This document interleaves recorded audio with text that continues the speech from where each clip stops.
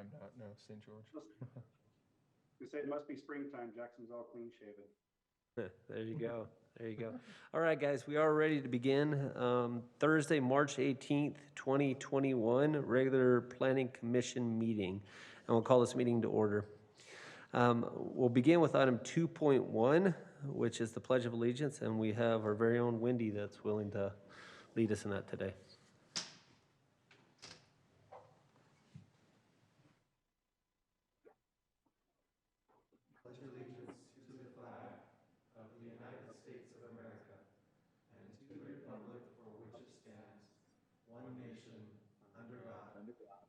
Indivisible, liberty, justice for all.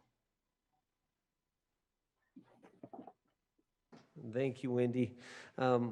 We do have a full quorum today, and that'll consist of Adam, Joy, Andy, Brody, Jackson, and Andrea.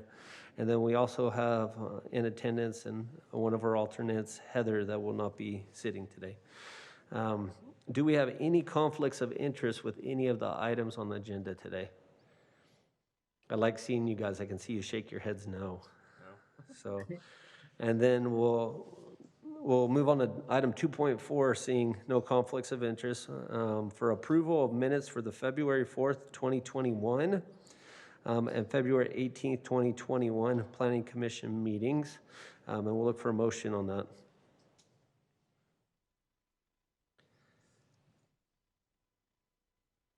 So moved. A motion by Andrea to approve those minutes.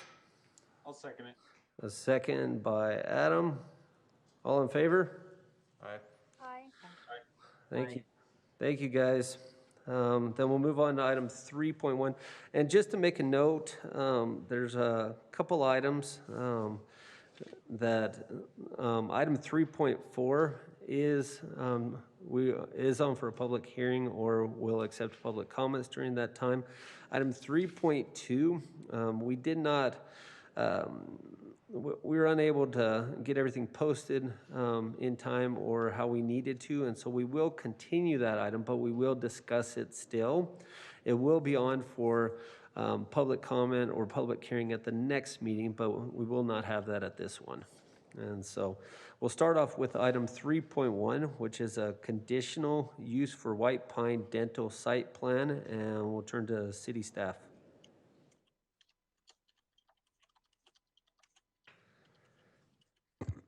Good evening, guys.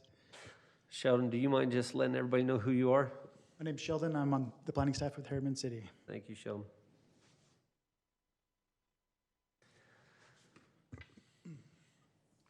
Okay, today here I'm presenting a conditional use for White Pine Dental, located off of Anthem Park Boulevard. I'm new to all this stuff, so bear with me. The vicinity map is kind of on the north end there of the town.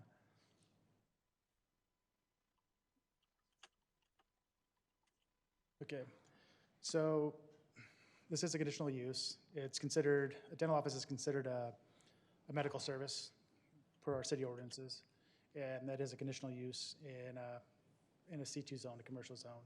The area is currently zoned C2, and it is consistent with the general plan.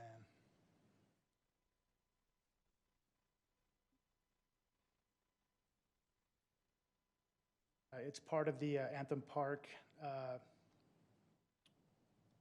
guess, subdivision. So the lot's already been, the area's already been subdivided, and it's part of a subdivision called Anthem Park. What the applicant is proposing is a 5,000 square foot dental office towards the, I guess, southeast portion of this parcel, and a future, I guess, a second. Well, I guess this is a two-phase. Let me start over here. So this is going to be a two-phase development on the single parcel. The initial phase will be a 5,000 square foot dental office, which consists of 3 dental offices and about 14 examination rooms. The rear portion, it's deemed as a second phase of this. development, and the applicant's expecting to maybe start that at the beginning of next year.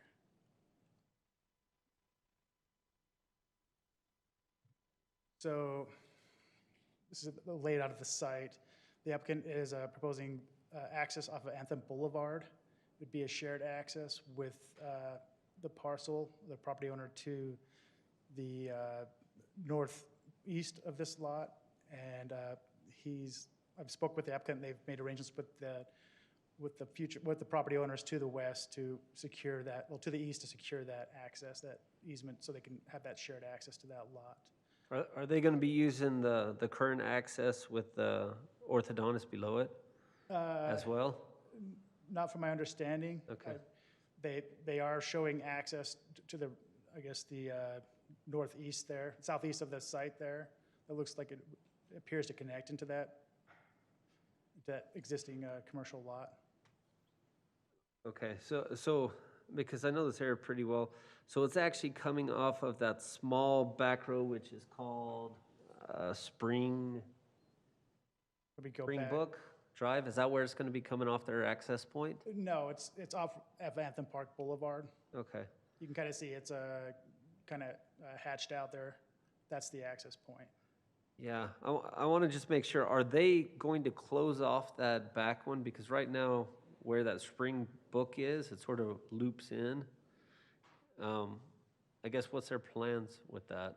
So their intent is just to leave it as it is. They're going to be installing a masonry wall along the backside Okay. of that parcel.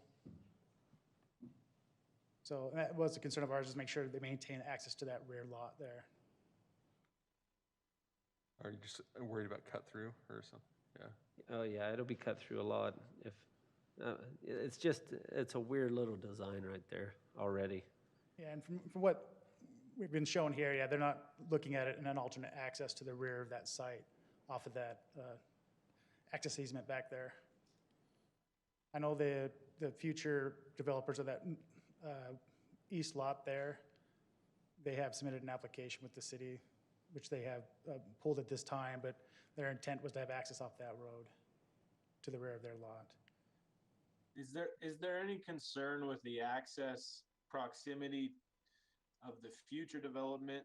Instead of how it's teeing in before the curve, would it make more sense to push the entire thing and tee the whole intersection from a stacking perspective as the future development comes in? That wasn't something that was discussed. I know engineering did, look at the access and found that it did meet the standards, but it's something, I guess, the applicant is here. He can discuss that maybe a little later if that's something he would consider. It's just something that I'm surprised how close it is for that future development, since it's a bigger piece of land.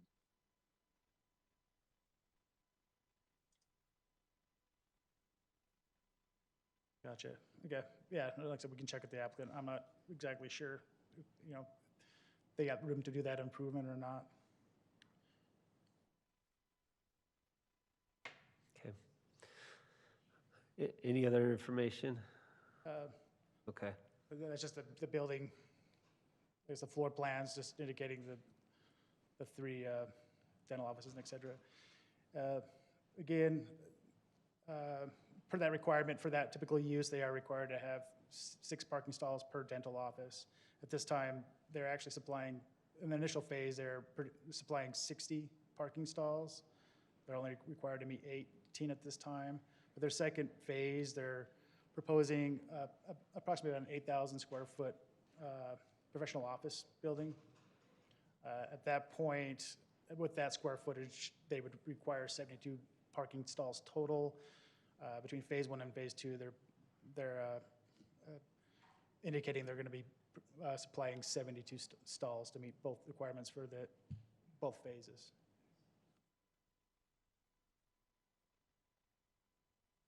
These are the elevations. We did work with the client, and they are meeting our standards for brick, stone, and other design criteria for the commercial zone. So these are the current renderings that the applicant did provide.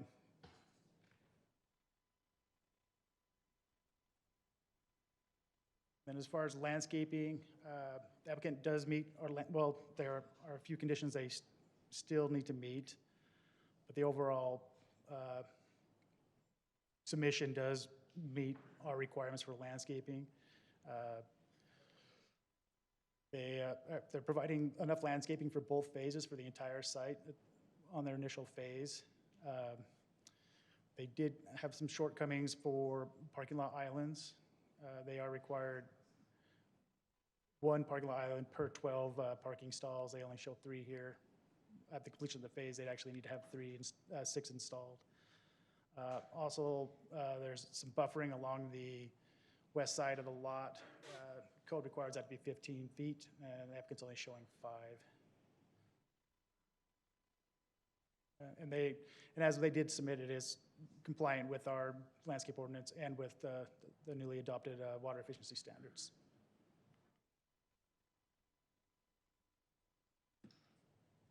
This, staff does recommend approval of this conditional use with the following conditions. I'm sure if you guys have any additional questions or would like to speak with the applicant. Well, I was reading in the notes, like, so there was a question about the lights, and the applicant wrote back that their lights that they were providing are consistent with others around that site. I didn't hear you, Brody, I'm sorry. Oh, sorry. I read like through the notes, and they were saying that the lights that they're supplying are similar to those around that area. Oh yeah, I'm sorry. So their interior parking lot, so the lights they, I guess, were proposing for their interior parking lots, they just kind of looked at the surrounding areas to see what lights they were putting in their interior parking lots. I did speak with the applicant and just stated that those lights are installed in PUDs and under an Anthem commercial where they have that, I guess, a CDA or something where they kind of have their own design standards for their interior parking lights. So the ones they actually submitted don't meet the engineering standards for interior parking lots. So they have to meet the city standard. If that makes sense. Okay. There was one additional street light that was required, which they did provide on their site plan. Okay. Are there any questions for Sheldon on this item before we go to the applicant? All right, thank you, Sheldon. Let you take a seat.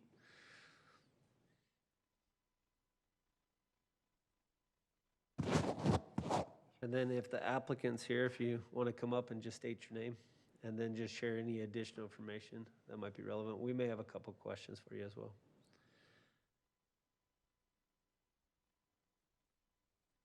I appreciate the opportunity to be here. My name is Chris Layton. I reside at 3200 East, 3900 South in Holiday, Utah. I've practiced here in Salt Lake Valley for 33 years. It's been great to work with the city of Harriman. The planning staff, Mike and Sheldon, have been very helpful. If I could, maybe I could address a couple of the things that were brought up. The first was the shared access. We have worked along with those that are developing the parcel just to the northeast, so that we could put the access in a place where as they develop their site, it works for both properties. There will be a cross-access agreement that certainly will be required and is in the process. So that's one item. There was a question our electrical engineer had regarding the type of lighting that the city was recommending that we use, well, more than recommending, requiring. And I think what had happened is, and I did the same thing when I came out and drove around and looked, but today, with that in mind, I looked, and what I think my engineer might have been implying was there are some ward houses and Winco and larger parking areas where they've used a blade type sign. In my opinion, what was recommended or required by staff is an appropriate decision. I looked at a lot of the housing developments around, and I think what you've done here in the city to give it that kind of style and charm is appropriate, and so we'll have no problem adjusting the type of fixtures that we're using in our back parking area. One item I noticed, and I'm a planning commissioner as well, so I know how critical things are when we see them on documentation, but my understanding is that along the property lines, we need to have a 6-foot masonry or precast fence. And I noticed that it kind of, we implied it in our drawing, so it's on us too, but the owner wanted to make sure that we could also have the opportunity of having a colored concrete block fence if that's what was chose. So I'm assuming that provided it meets the zoning standards, it could be either of the two. Is that correct? Michael, could you address that with the standard of just because I know we have the precast walls that have the colored block, and I just want to make sure it meets in the requirements, because maybe I'm not understanding exactly what type of wall he's describing. I know that our city engineering department has selected a number of precast walls that we, basically in our engineering standards, we have a number of options. I don't know if that is just for our limited right-of-way access or if that's also for private property. I don't know if an engineer wants to step forward on that issue.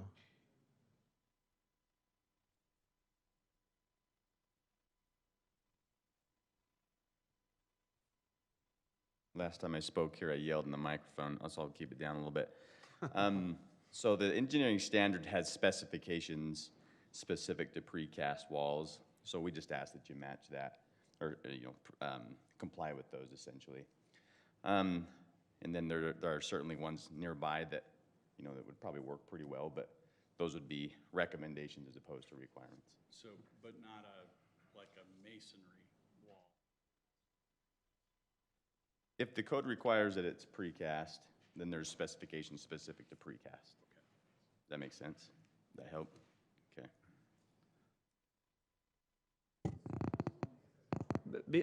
So the one thing that's coming to mind with me and Michael, this is where I'm going. As long as it meets the requirements, I'm okay with it. But eventually, that's going to connect and go all the way around that whole property because it's separating the residential from the commercial. Yeah. And it needs to match all the way around whatever is started. And so that's what I'm more concerned with, making sure we do well in that idea. So.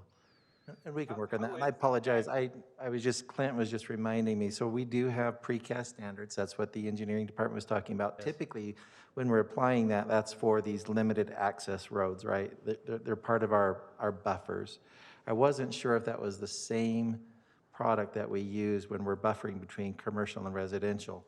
Clint is saying that in the code, it says decorative masonry, right?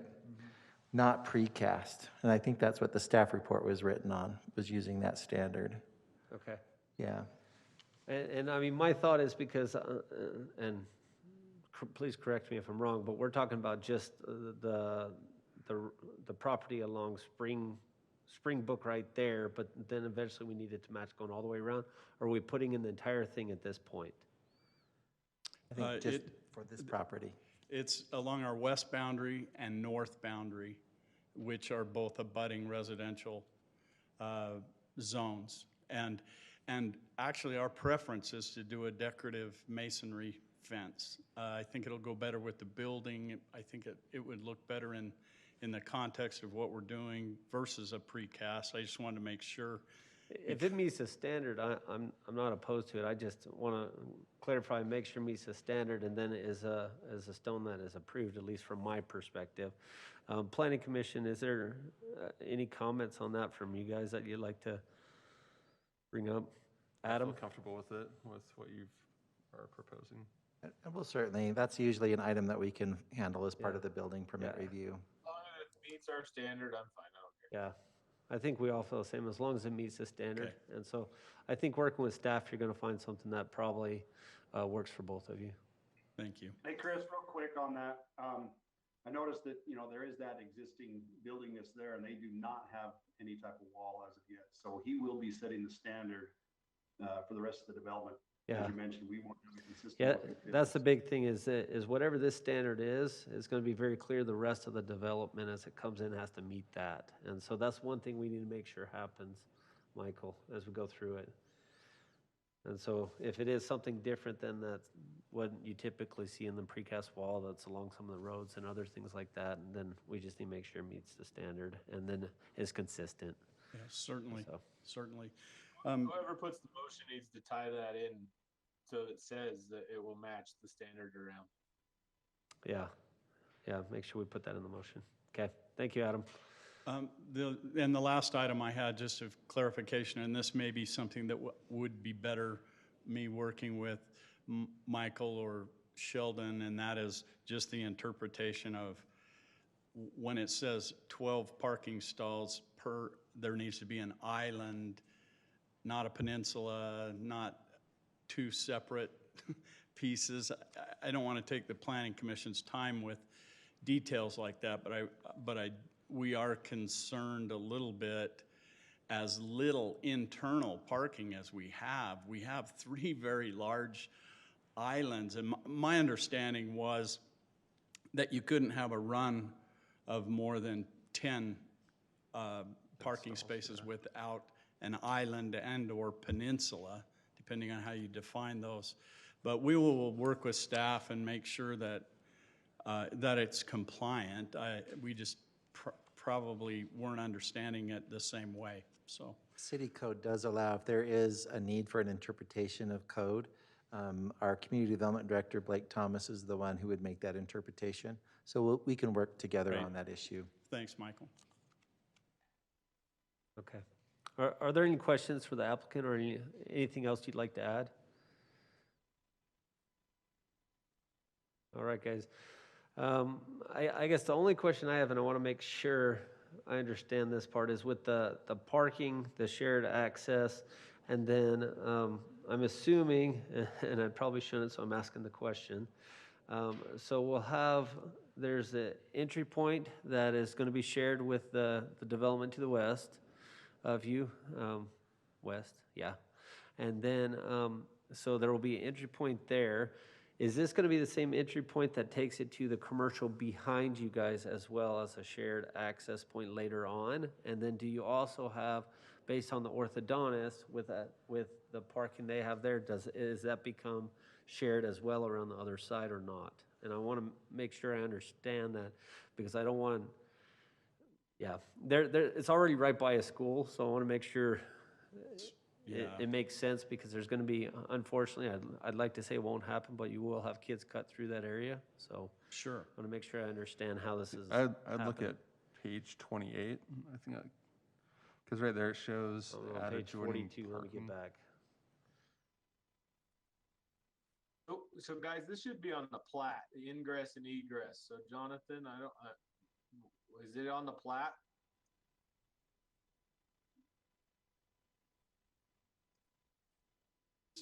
It's on our site plan. Site plan's different than legal access in the plat. Yeah, Well, can I answer that in general Absolutely. terms?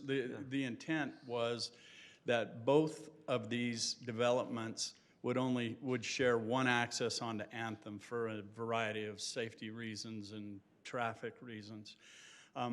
Our piece actually has an access agreement with the orthodontist building to the southwest.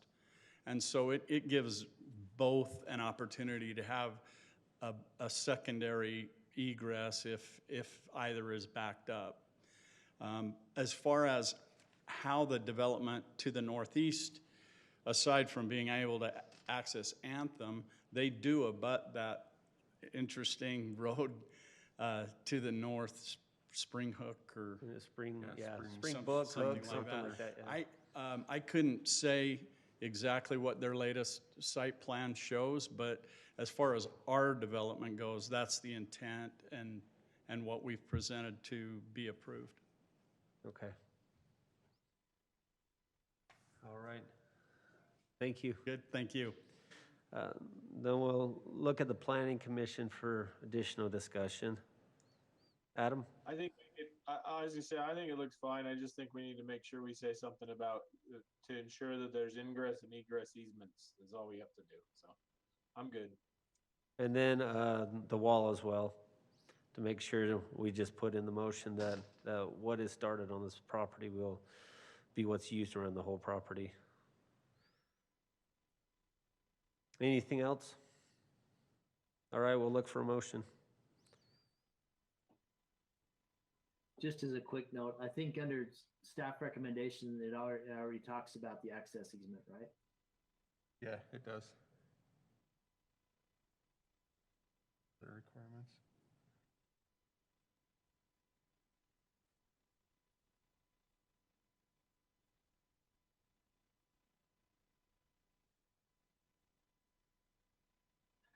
So I'll make a motion for approval with the staff recommendations 1 through 6 and add recommendation 7, that the fencing be coordinated with the future commercial projects to the northeast. Thank you, Jackson. I'll second that. I'll second it. I'll give it to Brody this time. Adam, he beat you barely. And then we'll call for a vote. Adam? Yes. Joy? Yes. Andy? Yes. Andrea? Yes. Jackson? Yes. And Brody. Yes. Thank you, guys. We'll now move on to item 3.2, which is a request for a preliminary plot for Midas Crossing commercial plot. And then it looks like Nick from city staff will be presenting this portion of it.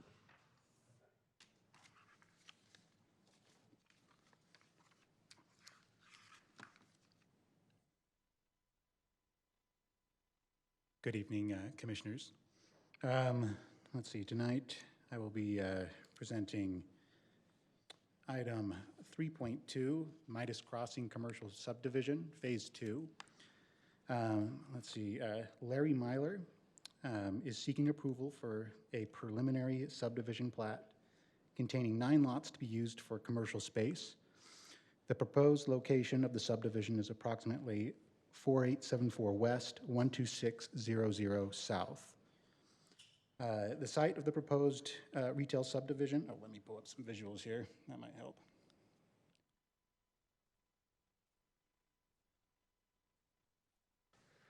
What? Looks like it's on. There we go. There we go. Thank you. Okay, so as you can see, it sits here at the intersection of Harriman Boulevard and Harriman Main Street. Let's see, there's a bit of a closer image and remove the zoning there. So as you can see from this slide here, it's zoned as C2 commercial. The measurement of the proposed subdivision is 7.79 acres.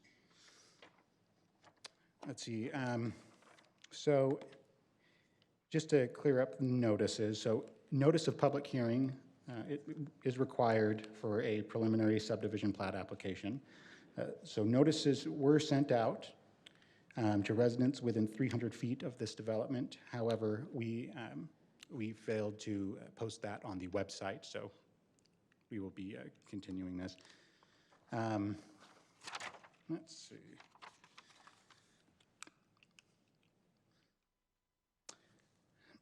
So let's see. A neighborhood meeting wasn't required, and the approval of a preliminary subdivision plat is an administrative decision, and these decisions are to be in accordance, in compliance with the process, ordinances, and standards set forth in Harriman City Code, and I've attached that in, if you see attachment C.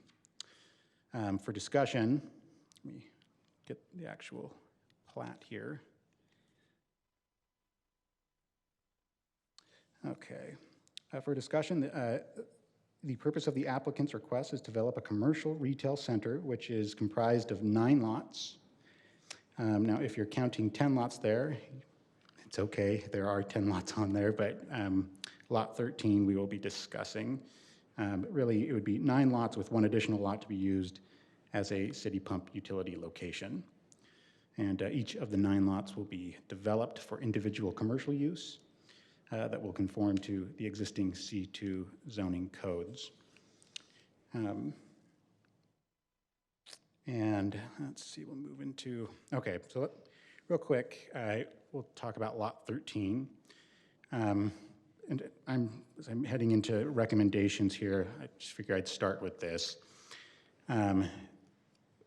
Staff feels that we should, instead of having Lot 13 as part of the subdivision, we would recommend that that be dedicated as a public utility easement, or an easement for the city to access that pump. That way, otherwise they would not be able to, the developer wouldn't be able to follow the design standards needed for a commercial subdivision. So going forward with these recommendations regarding the plats and civils here. I am having troubles again with this clicker. There we go. Well, I did something here.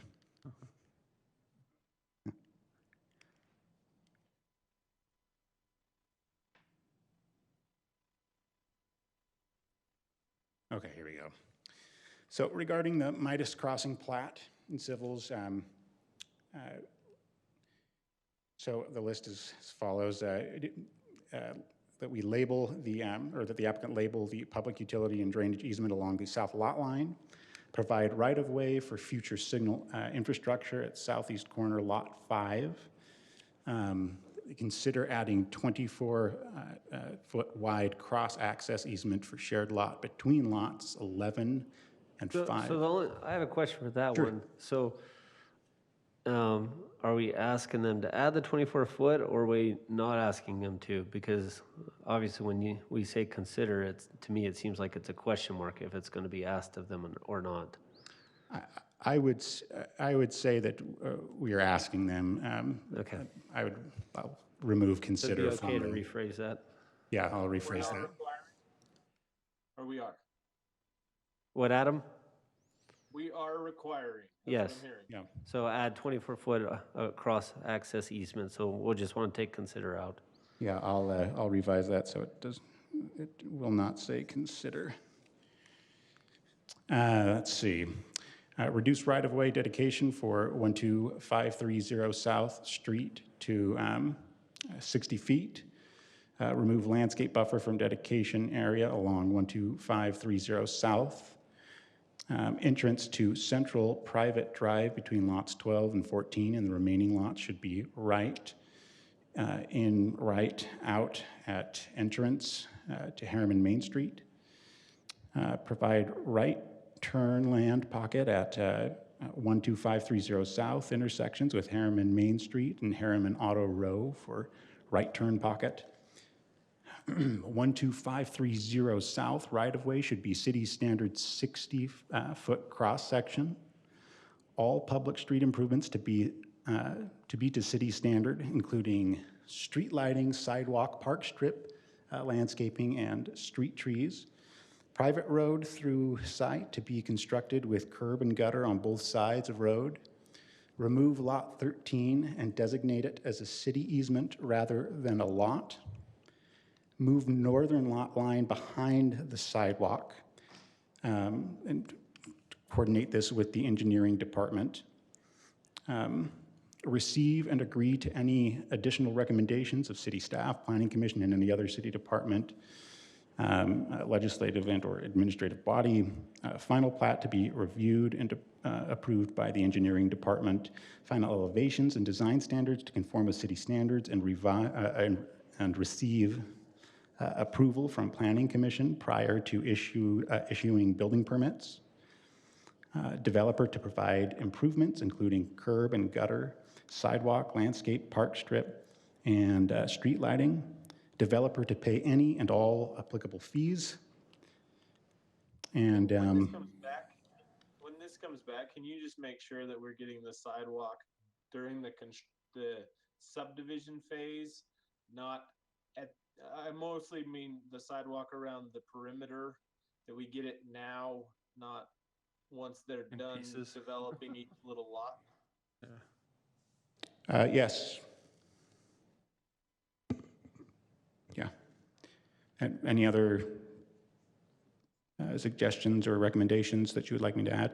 No, I think it's just the rewording of 1C as Some well. rewording there, just a okay. reminder there. Any questions for Nick, guys? Oh, Thank you. Thank you so much. I think we're good for now. And then if the applicant's here, if you want to just come up and state your name. I know this does have to be continued, but I think we'll finish the majority of this today. So.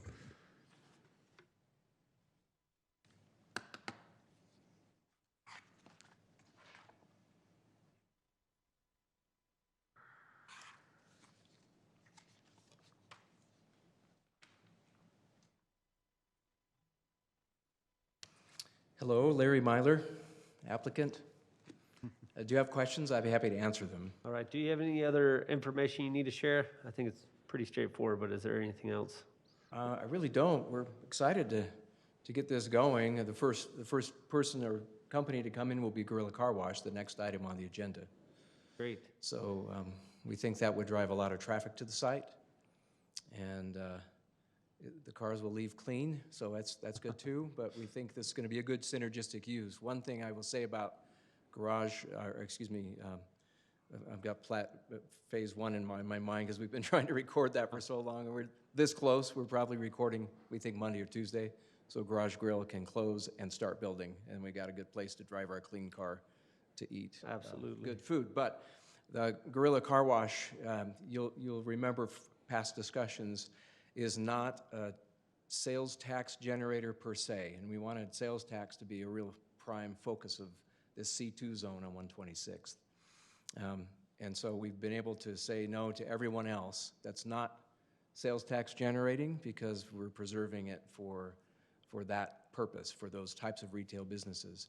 But we think the car wash is such a wonderful driver of traffic to all of those retail businesses that we're excited to have them among the first two people or companies to come in. And we're very, very thrilled about that. We hope the city signs a big car wash contract with them when they come in. So you've got a fleet. Keep them clean at Gorilla. So there's my advertisement, but we're happy to come back and wrap this one up so we can get going on recording this one as quickly as possible. All right, thank you so much. Any questions for the applicant? All right, thank you so much, Larry. Thank you. I think you're good. I Just haven't wipe- touched anything. Do I wipe? Yeah, just wipe the mic at least. Okay. I think we're good. Is that good? Yep, I think we're good. All right, then this item does need to be continued, but if we want to, if there's any further discussion. All right, then I'll look for a motion at this point to continue. I move to continue item 3.2. Motion by Adam, I'll second. second by Joy. We'll call for a vote. Adam? Yes. Joy? Yes. Jackson? Yes. Andrea? Yes. Andy? Yes. And Brody? Yes. Thank you, guys. Then we'll move on to item 3.3, which is a request for conditional use for Gorilla Car Wash. And Clint's going to be addressing that from staff. Okay. Well, good evening. It's good to be in front of the commission again. This is a conditional use permit for a Gorilla Car Wash. We have one up here on 134, so this will be the second location for them in the city. It's located in a C2 with zoning conditions.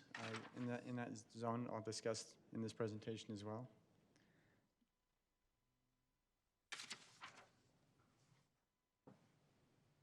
Maybe I might discuss it. If we can get the slides to change for me here. There we go. So this is just a general slide showing what the proposal is. It's almost a 5,000 square foot car wash, 27 vacuum stalls. The applicant, along with this, is requesting a 5-foot reduction of setback adjacent to the public street, and this would be on the north side of the site on, I believe it's 12530 is what the street name will be. There we go. So these are the items that we're looking at in terms of consideration for approval tonight. First, in terms of general plan compliance, and then looking at the zoning ordinance in terms of zoning conditions and the conditional use, and then also looking at engineering standards for compliance there. So in terms of general plan, this does fall within the commercial area that's designated on the Harriman 2025 general plan. As you'll see, also kind of behind that zoning, there's some diagonal lines indicating there's some zoning conditions that apply there. And I'll get into those in just one second. In terms of engineering issues for the site, there are a few corrections that need to be made.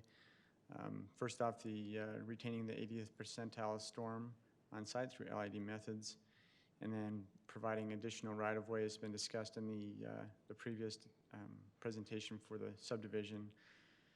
This third bullet item here, providing a 5-foot sidewalk along the south lot line. This is a recommendation. It's not necessarily a requirement, but we would ask the applicant to provide that access to just kind of help pedestrians move through the site. They do have there's a public sidewalk on both the west and the north side, but this would just kind of facilitate pedestrian movement through the site on the south side as well. Again, it's not a requirement, but we would recommend that. And then providing an ADA compliant pathway from the street to the building. So this would be in terms of sidewalk connections from the public sidewalk to the building itself. So the first thing we look at in terms of conditional uses is compatibility with the surrounding site. Where this property is vacant, the only thing we have to really go off of is the zoning for the property, which, as I mentioned before, it's a C2 zone. It does have some zoning conditions. In those zoning conditions are specific uses that are allowed, and those conditions are listed here. As you can look through those, many of those are vehicular uses and centered around automobiles anyways. And so this use of a car wash would fit within that as well, especially being south of the auto mall zone as well. The site will lend itself very well to being a car wash. That's the zoning condition overlay zone there. Whoops. Go back one here. All right. Another thing we look at in terms of conditional use is the design. In terms of aesthetic, the building is proposed to be largely brick. There are some stone portions of it as well. A little bit of metal siding on the awnings and on the cornice is shown here. One of the recommendations that staff is proposing is to project the columns that are outlined in red here, projecting those out from the building a minimum of 6 inches, just to provide some architectural relief and some interest along the side of the building. That is a requirement in our ordinance for buildings that are over 100 feet long, which this one is. You can see this is you can see on the bottom left-hand side, that's their existing car wash that's just on 134th here. The materials used there are very similar to what's going to be used, if not the same, that's going to be used at this site as well.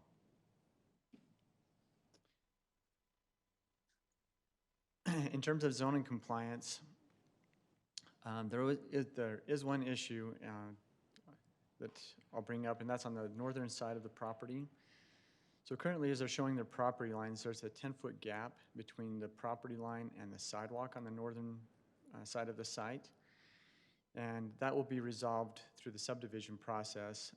The idea would be to move that property line to the back of a sidewalk, and then kind of move everything on the north side of that further north, so that the setback can be accommodated. So the requirement is for a 20-foot. That can be reduced by ordinance to a 15-foot if there are certain provisions that are listed here. So one of those is 50% of the site includes shrubs, flowers, and trees. and then a 2-foot minimum berm along the frontage, which the applicant is showing here, and then 10% of the landscape, or 10% of the site being landscaped, and as is proposed, they're showing 26%. So with that property line moving further to the north, the applicant will be able to accommodate the setback. So this is the setback, or the setback area. And then from the previous plans that were proposed, there has been one change to make that, to accommodate the setback, and that was skinnying up this portion of the site here. That was a little wider separation. And so by reducing that, they were able to accommodate the full 15-foot setback from the sidewalk to the, back to the drive aisles there. Okay. This is, in terms of landscaping, we have had kind of a back and forth discussion internally as to what requirements they would be held to comply with. Going back to, so the applicant made application for the site back in November of 2020. In March of 2021, this year, just this month, the city did adopt water efficient design standards, and those were part of an agreement with the Jordan Valley Water Conservancy District.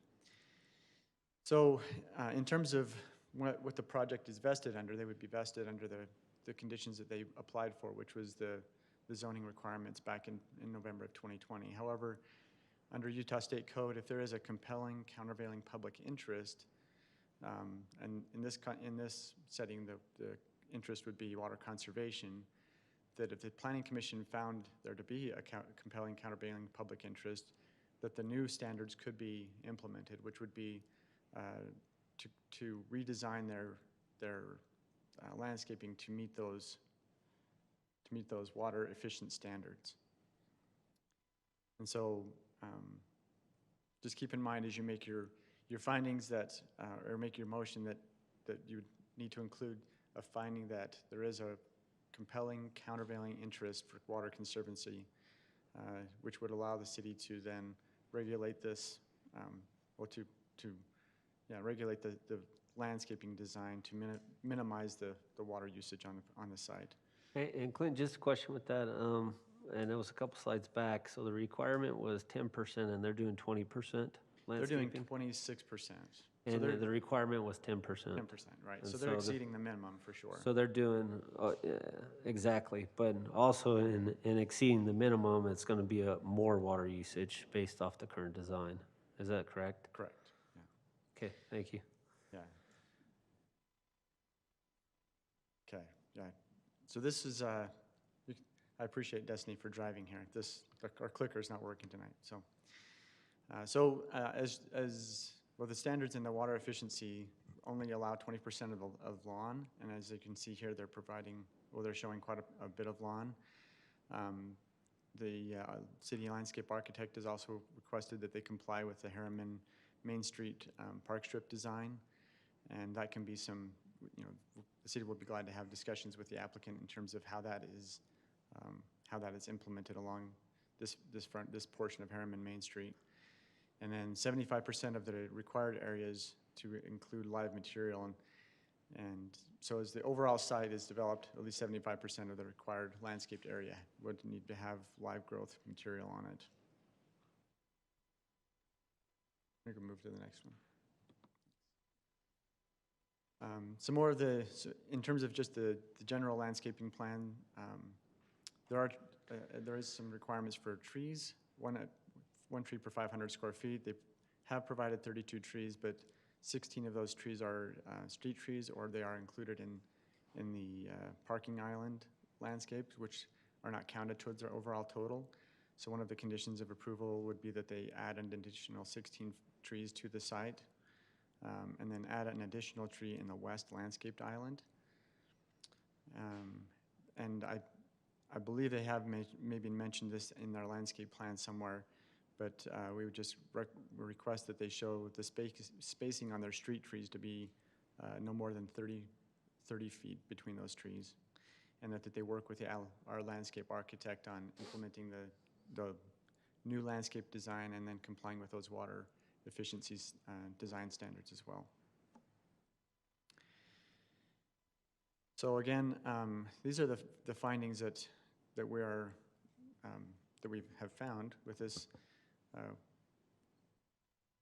request, and as we've reviewed it. So with the staff proposed conditions of approval, we feel that it will be compliant, with the conditional use standards, will be compliant with the city zoning ordinances, including a compelling countervailing interest to conserve water, and then it also complies with the general plan. So these are our conditions of approval. First off being that the columns on the building be projected at least 6 inches from the wall. That the planning commission ultimately provide approval to reduce that side yard setback from 20 to 15 feet.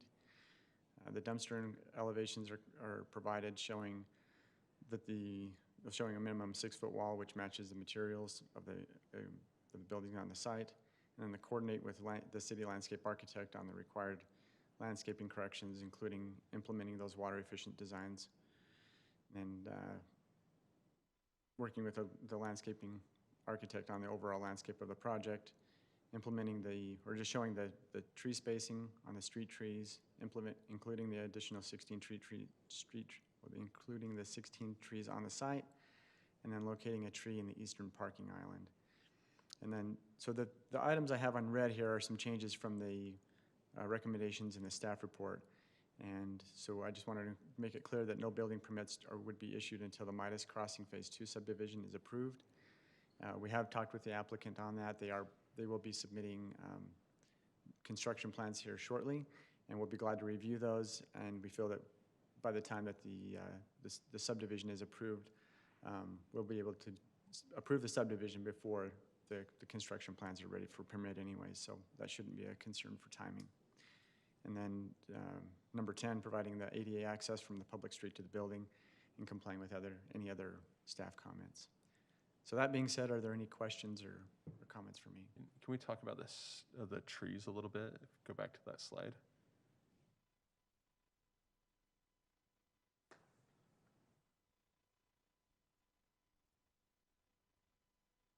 So just, I guess, more clarification for the applicant. So you said they have enough trees within the development, but it's on the interior. Is that correct? Yeah, so they are showing 32 trees.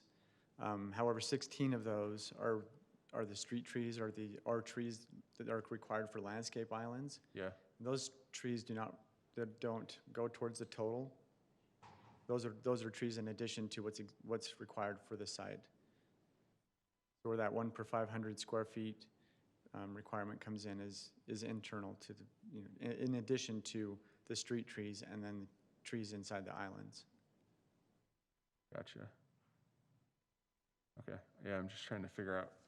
I mean, I guess they have the opportunity to figure out where they want to place them, but it looked like a lot of trees already, if I'm being honest, that outlined the whole project. And is that just like kind of bringing those like a secondary layer of trees within, like on the west side, or I guess it's up to the applicant to figure out where they want to lay those out? Yeah, that's what we recommend, that they work with our landscape architect to determine the placement of those trees. If, I'm sure that they can probably work it out themselves, but if they would like help, we'd be glad to provide it for them. All right. Any questions for staff? Quick landscape question. You mentioned that it could be grandfathered under the old, or there was as opposed to being water-wise. Would that apply to just this lot within the entire development, or would it apply to the entire development? I would apply for just this lot, where this is the only site plan that has been proposed for the project. This would be the only site plan in the development that would be subject, or that would not be subject under the water efficiency standards. Okay, but all the others would be, are going to be no matter what. Correct, yes. Okay, great, thank you. All right, any other questions? All right, thank you, Clint. Thank you. All right, we'll let the applicant come up if they have any additional information on this one.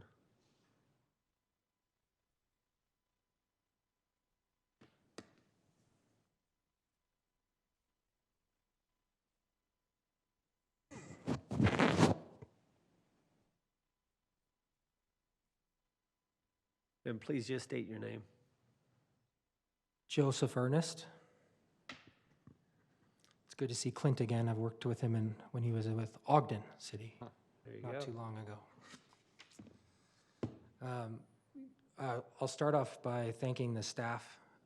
Actually, it's been a long road to get to this point. As you can imagine, November of 2020 was our site plan application, and I know there was some internal shuffling of planners within the city. We started with Bryn, and she was great, and then we've kind of been shuffled around. We received Clint's comments about 2 weeks ago, so a lot of these comments are new to us.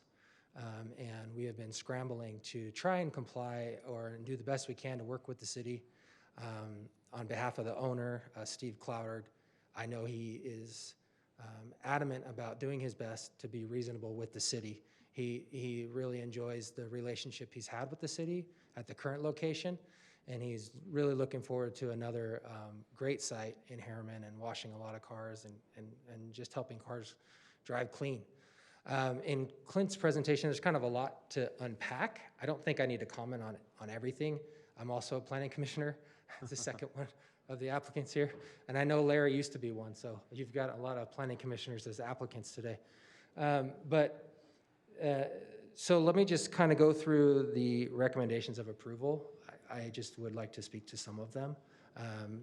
Of course, I'm hopeful we'll get approval and we'll have a car wash, and we're excited. In fact, we've made a lot of changes thus far. One of them is, I'll start out with the water efficient standards. They put it on the screen as well, so you can see it. Perfect. I have them here as well. So the water efficiency standards that were adopted a month ago by the city, I don't know if you've had your city attorney opine on this, but I'm an attorney. I'm not an attorney for the owner. I'm not of this car wash. But it wasn't too long I was in law school, and ex post facto laws that are applied to the applicants after an application is submitted are very hard to enforce. And a compelling countervailing interest is a lot more than a reasonable interest. So just having said that, though, I already know the owner is willing to work with the city and comply with this. I've walked him through that. I said, I don't think you need to comply in any way, shape, or form. The city does not have a position that's good on this one. And another reason that the city doesn't have a good position, and this is it's kind of like a misnomer. People think car washes by nature, car washes, you're gonna use a ton of water. It's counterintuitive, but if you wash your car in your driveway, you're gonna use 150 to 180 gallons of water. These car washes nowadays are using 30. So it's funny, but car washes are a good way to actually save water in the community. As far as the landscaping goes, and for the owner, speaking on behalf of Steve, he tried to provide 26% landscaping as an effort to work with the city to go above and beyond.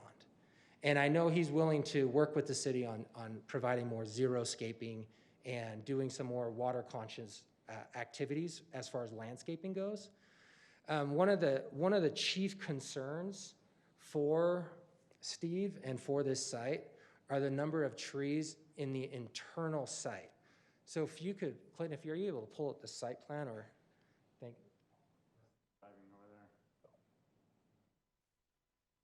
that would be great. The landscaping will work. So in this site plan, there are 14 trees that are on the inside. I don't know which one to point to. See, the TV is absorbing the light. But that are not along the park strip. There are 14 trees internally. There are 18 along the park strip. And the chief concern for the applicant is safety of customers. And I'm hoping it's a chief concern for you. Because visibility within a site that is purely vehicular, trees could be a problem for that. So strategically, it's kind of fortuitous that it's a conditional use, because again, you can apply reasonable conditions, but you can also apply reasonable relief. If too many trees could block views and visibility for vehicles within the queuing and within the stacking. So, and I don't know how many more we can fit. I don't know. But again, I know on behalf of the owner, he wants to do his best. He's not trying to get away with anything. If anything, he's really trying to comply with everything. But this, adding 16 more trees internally, I don't know how that's gonna, I just don't know how we can do it. So that's a big problem for us. And then a tree along the east side, Clint makes a comment on one of the conditions is to have a tree along the east parking island. That's from, I don't know exactly where he's meaning for that space, but from what I can tell, that would be right where the vehicles are turning through the vacuum stalls and then going back around. And if there's a tree where I think they want the tree, that's not a good spot for safety. Clint, would you like to clarify that portion of it? Well, where you were referencing Additional these tree. east side trees, so we're not getting, okay. It's condition 8. I love trees. Great, trees are great, but I just don't know how to. I don't think it's for the safety of the citizens and the customers. I don't love that spot. So I would ask you to consider not having us comply with number 8 and granting relief on number 7. And I'd like you to consider the owner's attempt to go above and beyond by being willing to work with the city, despite not needing to provide water-efficient landscaping, more water-efficient landscaping, and also providing 26% landscaping on the site. And we're hoping to get some tree relief just for a safety issue. That's it. Otherwise, I don't think anyone would care. In addition, on number 10, there's a comment on the second page of the staff's comments, which I think came from the engineering, to provide additional right-of-way at 12530 South intersections with Harriman Main Street and Harriman Auto Row for right turn pockets. That doesn't apply to us, our site. I think that was for Larry, for the plat. So I don't want you inadvertently in your motion to make us comply with something that doesn't apply to the plat, to the site plan. And then I'd like to speak to the 5-foot sidewalk along the south lot line. If we could go back to the site plan, and the landscape plan's fine. Yeah, that's great. When we started this process, we met with the city multiple times, and it was our understanding that the Planning Commission could grant an exception of a 15-foot landscaping buffer on the north side, as long as we installed a berm that was 2 feet. That's code, so I don't think we actually need. It's good either way, but I don't think we need Planning Commission a recommendation for that, because it's per ordinance. To have a berm, you can have a 15-foot landscape setback, which we have in there. But we were going to ask you for a 10-foot setback. We have since translated and manipulated the site plan to incorporate the 15-foot landscaping setback, because that was a change that just was dropped on us 2 weeks ago, when for 5 months, or since November, although we had meetings, so to be fair, since December, we were under the impression that we could attempt to get a 10-foot landscaping setback on the north side. And I would have thought that would be reasonable at your discretion, because it's an artillery road. The main road is on Harriman Main Street, and that's full compliance, tons of landscaping, plenty of setback. And as is, even with a 10-foot setback, if that's what it was going to be, it would be from back a curb, 5-foot park strip, 5 feet of sidewalk, and then 10 feet of landscaping. So it's a 20-foot setback on the non-main side, on the non-main road, which I thought would have been a potentially reasonable thing to ask for. But we've changed it to 15 by shrinking some of the things internally in the last 2 weeks, per Clint's comments that we just received. Because we're just trying. We're trying to comply, and we just keep getting comments kind of like late in the game. And then now we're getting a 5-foot sidewalk comment on the south side. So I submit to you that we feel there's plenty of pedestrian walkway And we just don't have another 5 feet. It would totally manipulate the plat. We wouldn't even be able to keep the same boundary lines. Everything would have to change. And this was dropped on us 2 weeks ago. So I guess my ask would be, preferably, we abide by the 15 feet on the north and not the 5 foot on the south, the sidewalk, because I just don't think it needs another sidewalk going through the middle of the south side. Or we do the sidewalk on the south side, which is the 5 foot sidewalk, and we do 10 feet on the north of landscaping. But we've already shrunk the site again, per the comments 2 weeks ago. And I just don't think, we don't have another 5 feet, and we're like begging for mercy. That's where we're at. We're just like, that's where we're at on this. We're just, you know, like, if it please the court, we're begging, you know what I mean? There's been a lot of, it's been, again, a long time to get to this point in the process. But again, I'm just going to reiterate what I'm hoping for, and I'm here for questions. And again, I do absolutely appreciate you guys hearing me out.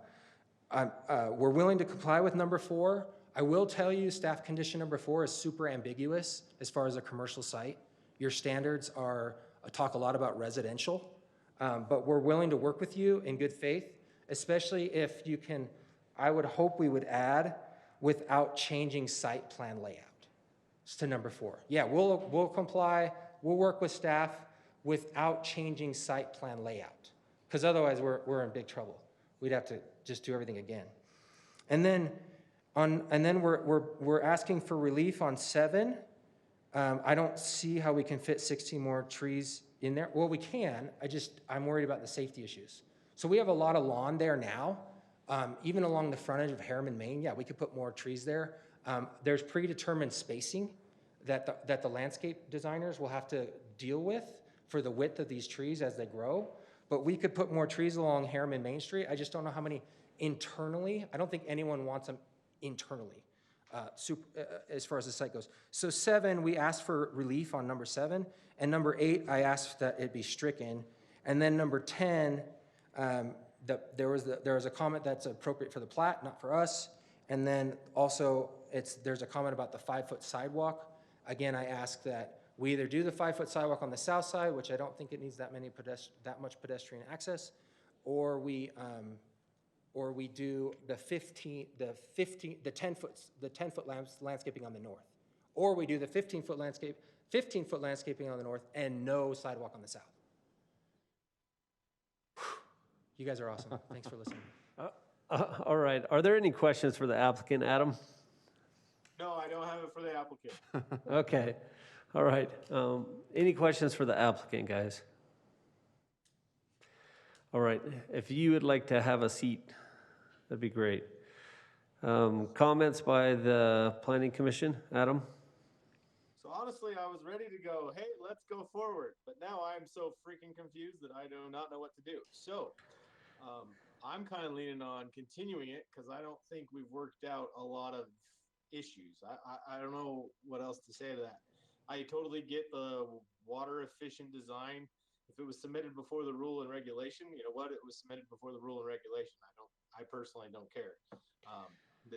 Your grandfather didn't. But I do think we have a lot of concerns that I didn't know we had concerns before this meeting. And I don't like the idea of striking a whole bunch of stuff without understanding why those requirements would be struck. So the most of these, I believe, our staff should be enforcing our code. And so I'm leaning on continuing until I can see what the heck we're even talking about. That's my opinion. I don't know. I think we might be able to work through it, Adam. I do too. All right, Jackson. Do you have any additional comments? Well, I think, I think the idea of some space up front. So, if we go with 10 foot setback instead of 15 and then have the 5 foot sidewalk, I think that would work. But why are we doing it? Why are we divvying What's the from benefit? our standard? What's the purpose? Other than, yes, I want another car wash. Well, I think it's allowing space for the sidewalk where we didn't have it before. And so I think it's an improvement. Do we have a walkability plan to show that? Or is it just a sidewalk we're putting in? That's what I was wondering, if there's like a connectivity, like, is And it that's just a kinda what I'm sidewalk trying by to say. itself? It seems like we're trying to like put a bunch of stuff in. I don't like to continue projects, but it seems like there's all these moving pieces that we're not clearly articulating the vision, maybe as the city, of what we want in that area. So that's where I'm really confused with just the whole plan. If we're deviating from our standard, I don't know why the benefit. I mean, I like sidewalks too, but if it's going to nowhere, I'll go back to my yellow sidewalk for Winco. I don't know why we would be requiring something if we don't have a master walkability for this entire project. Chair. And that might be the problem, is maybe we're not looking at a large enough master plan. And we've done this when we looked at the 7-Eleven even. We had to do things outside of just this one little instance. And we've had to do that on the 5600 project where Gorilla Car Wash was, to include more things, or currently is, I guess. I'm just saying, it just seems like maybe we're not looking at it comprehensively enough, and that's why there's so many unknowns. Yeah, I see what you're saying. Staff has some comments. Clint? So first off, I just want to mention that I'm glad to be working with Joseph again. It was fun to work with him in Ogden and fun to work with him here. So I'm sure it was a surprise to him to see my name on the staff report. So a couple of things I just want to clarify in terms of varying from our ordinances, right? So the first one, and I have to apologize to the applicant on this one. If they were provided with information that was not correct from the get-go, there is on a side yard facing a street, the setback requirement is 20 feet. That's measured from property line, and then that is required to be landscaped. In the ordinance, there is a provision, and I went through it in my report, that you can reduce that from 20 feet to 15 feet if they do X, Y, and Z. Those things were provide 50% trees, flowers, and shrubs. They have more than 10% of landscaping on their site, which they do. And then they provide a 2-foot berm, which they are providing. So in essence, they are meeting those standards to reduce that setback on the northern property line to 15 feet. The ordinance doesn't allow to reduce that any further than the 15 feet, which they've been able to accommodate through a few slight adjustments on their site. In terms of the sidewalk on the south part of the property, in my presentation, I just mentioned that would be a recommendation. That's not a requirement. If they don't want to put it in, that's not something that we can require. They do still need to provide the ADA access from a public street, from a public sidewalk to the building. Doing a sidewalk on that portion on that side of the building might be able to accommodate that, but there's other places that they could provide that sidewalk access easement, or the ADA access from the public sidewalk to the building. In terms of the 16 trees on the site, that is not something that in the ordinance anyways that I can determine, and maybe this is something that they could clarify with the landscape architect as they work with our landscape design architect in-house on the landscaping provisions, if there's a way that we can waive how many trees you have on the site. That's pretty clear in the ordinance. The trees are from the ordinance, right? Yes, those 16 trees are required by ordinance. So we can't do anything about that. Can you tell me about the trees in the parking island? Is that an opinion? Yeah. Or a requirement? That is also required as by ordinance. How would we deviate from that? Because I get where the applicant's coming from. We don't have a position to deviate from that with this body. Okay. That's what I'm trying to say, is to me, we have to continue it until they either address that or Yeah. adjust the site plan. And that's kind of where I'm confused. So 4 trees. But again, I'm talking to staff at this point. Yeah, because for me, it's a safety issue. I agree with the applicant that having those trees internal and having cars navigating that area doesn't make a lot of sense, in my opinion. So I guess there's a couple things that I'm looking at here. One, the 5-foot sidewalk, I understand not a huge need for that, even from a walkability standpoint of this overall commercial plot and what it's connected to.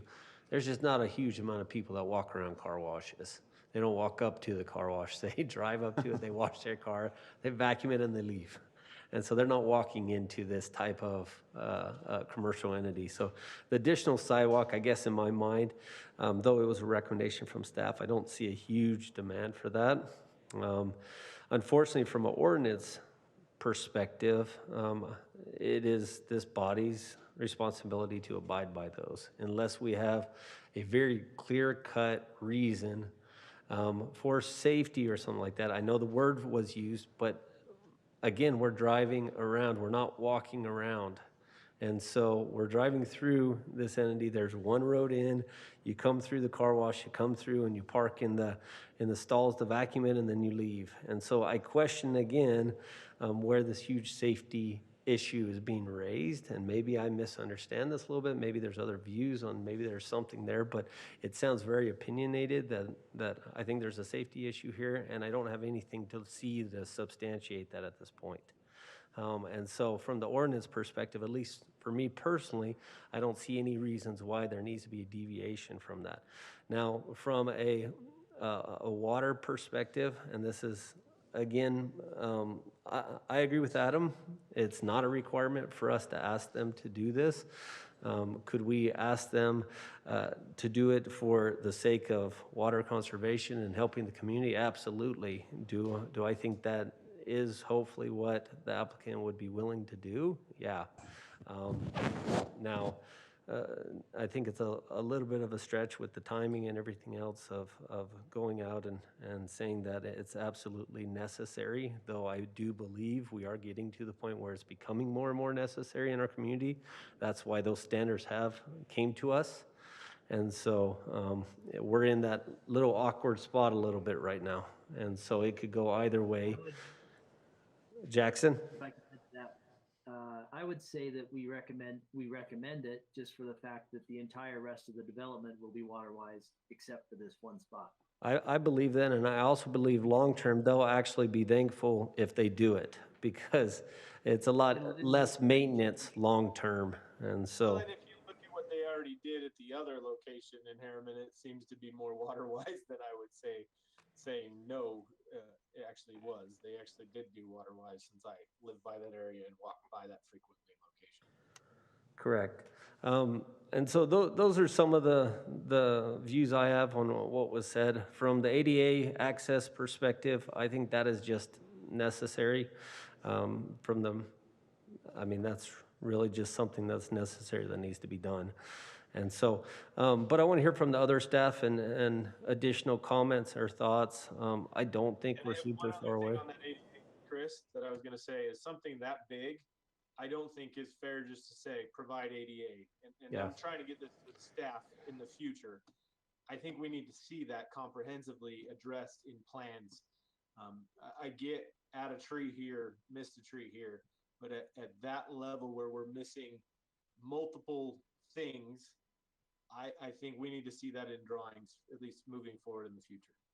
And I do wish we would have caught this earlier for the applicant with some of the ordinances that are required, because I'm sure they would have came with it, presented in that way, and would have had a solution, because it looks like they've worked very hard on this. And so it's unfortunate it's at this point there's a couple ordinances that are not in compliance. And so the applicant wants to say one more thing. Quickly. Yeah, go ahead. It's my hope, and this has gone on for quite a while, it's my hope that the Planning Commission does the best they can within the authority they feel they have, and then we'll do our best to comply, and we'll move forward and build a beautiful car wash and wash cars. That's my hope. Thank you, Joseph. So I'd like to believe there's a way to actually push this through today, but I do totally understand where Adam's coming from as well. And so, but I'll leave that in your hands as a planning commission to make a motion on this. Andy, do you have any other comments? No, I was just gonna, if we can't change anything because it's ordinance, so why can't we just go ahead and approve it? If it's meeting, these recommendations are meeting the ordinances, we can't deviate from it. So why continue it, is my thought. Yeah, and I think from Adam's point, the biggest thing to continue is to bring it back with those, with a finished product where it meets those ordinances, and so we see it. And so I can understand both perspectives here, but I'll leave it on you guys with this one. I can normally understand a little bit here, give or take, but it just seems like there's a lot of unknowns. So I just don't like approving it. So that'd be my opinion. But again, you all can vote however you want. I just know how. I don't want to make a motion until I at least give some other time for others to think about it. But I just don't think there's enough to judge this on its full merits with so many unknowns that I thought seemed to be resolved. Any other comments? Chair, can I provide one? Yes, piece of, please. Legal advice here. Under our city ordinance, Planning Commission does have authority to deviate from strict compliance with landscape plans. I don't know if that would affect your decision-making here, but you do have that authority to waive strict compliance for those specific items. Did you hear that? Not the sidewalk, but the landscape plan and design itself. Did you hear that, Adam? Andy? Jackson? I know we have the ability to deviate, but I don't know why we would deviate in this case because I don't see the benefit to the community. Otherwise, we'd be doing that in all aspects of other sites. Yeah, and at least from the perspective of the time I've been up here, Chase, and I appreciate you sharing that, is we've tried not to set precedents or to deviate unless there's a very, very clear reason why. And so. And I want to add to that what you just said, Chris, is one of those could be seeing the whole plan of all of the site might make it so that it makes sense to not put 16 trees there. But with just looking at this by itself, I don't think we have that ability to be flexible. Further additional comments? Discussion? I don't know, it seems like the applicant would like to move forward, so I feel like he would figure out a way to add those 16 trees in there, if that's a problem.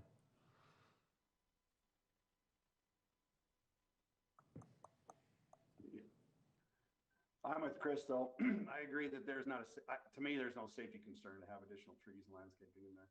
You're driving in there, you've got some pretty defined routes within that. And you got people all over directing, guiding. I don't see an issue. I don't think we should be deviating from the landscape. If we want to move forward with this, I'm okay with that, but we shouldn't be deviating from landscaping. Yeah, it feels like there's enough green space in front where they could add trees, where they don't have to put all of them interior, like on those islands. And I agree. I'm not a big fan of the sidewalk here. If it's just a sidewalk to nowhere, I don't have an issue with not requiring that. So anyhow, I'm going to sit back and wait. My question is, Adam, what would you want to see coming back if we continued it? The landscape plan as with no additional requirements and the ADA access to show me where it's coming from and where it's going to. Those to me are because we are in charge of safety, the ADA access is one of the ones that I think we unfortunately have to see.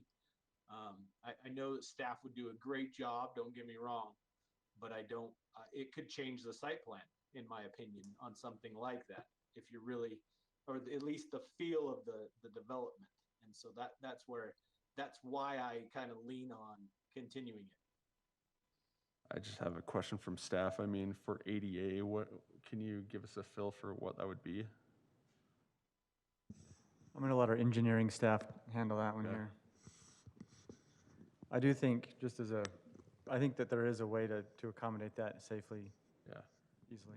So this is Josh Peterson in engineering. I would just see a short path going to the west from, I don't know if the site's not up right now, just over to the sidewalk on the west side, striping it through there we go. So where you see the car wash building there's some concrete just kind of to the north there, just like a striped walkway through there and then a connection through that landscaped area over to the sidewalk. So just a short path through there. Pretty simple. So can we, I guess we could add that, right?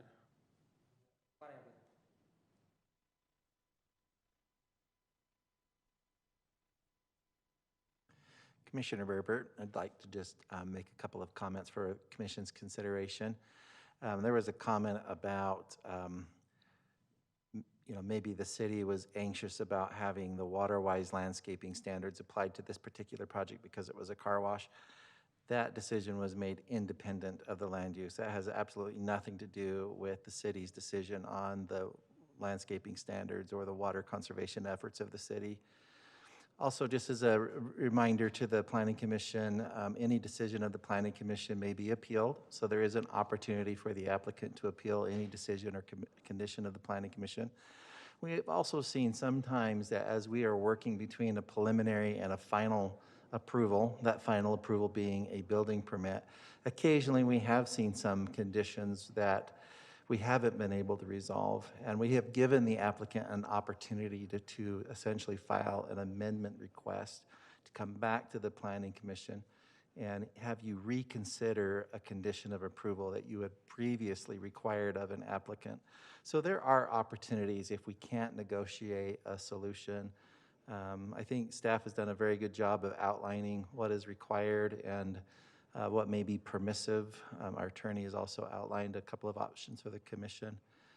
So just wanted to make sure the commission was aware of those items as you're making a decision tonight.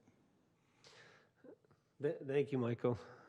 And I mean, I'm sitting here thinking through this, and honestly, my mind goes to a couple things. One being with the ADA, I'm looking at saying, how much is this going to change this overall layout? And in my mind, it's very, very minimal, if any. And then the other part is with the trees being placed within it, which, I mean, we have individuals that do a very good job with this. How is this going to change it? It's going to look a little nicer. I mean, that's really where my mind goes, and it already has a nice layout. And so I guess I'm questioning why, from at least this one, because I don't foresee it coming back much different, except for one or two items that will really have such a minimal effect on the overall picture that we're seeing now. So I mean, I'm looking for a motion either way, but I think it's probably close enough that we can get it to where we would see a final product that's such a minor change to what we're seeing right now that I have a tough time bringing it back next time. Yeah, can you go back to the recommendations for this one? Yeah, because in my mind, I think, item 10, provide ADA access to public street to building. I think we could like add that they show that on the plat as a condition so that we know what that would be. So my only issue was because the applicant had so many concerns with this, I thought it was fair before, but that with the fact that they had so many concerns with so many of these, it just, to me, that was my only concern. And they did bring up a lot of information, Adam. I agree with you, but I think from the conversations, everything else, I think they're really willing to accommodate the two items, which is the landscaping, which is an ordinance, and then the ADA access. And then if we change, which may be something that I recommend in a motion, and this is really up to you guys, or a thought, is when we look at the landscaping corrections, including implementing water efficient design, making that a recommendation but not a requirement, because they are in that awkward phase. I hope they would decide to do that, though. I think long-term they would actually appreciate it more than they know as well, as it's a little less maintenance as well. So is there, at this point, Andy? Sorry. Yeah, I got one more quick question. Number 11 there, I guess that, I got a little hang up on that one too. Comply with all other staff comments. The staff comment, that's kind of a blanket. That one's, I don't know, because the one comment again was the sidewalk. I don't know, what are the all other staff comments that are compiled in that number 11 before I'm willing to consider a motion as well?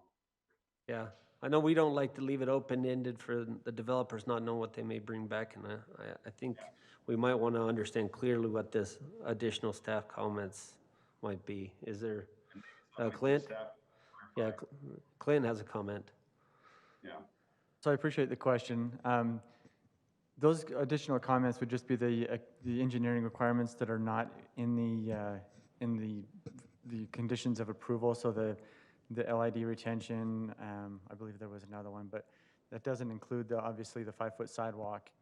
It just would include a few other engineering comments that were not included specific to conditions of approval. So I think that's just a rewording of what we've seen in the past that typically defines FDA and engineering requirements and meeting those.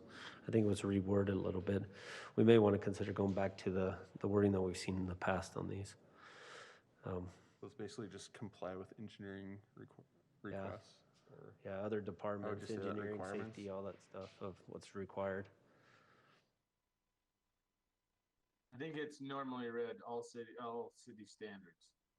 Yeah. Okay.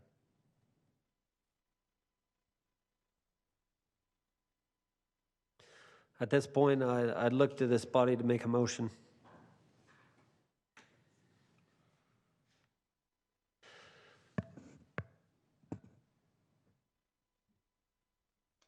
I'll go ahead and take a stab at it then. Go for it.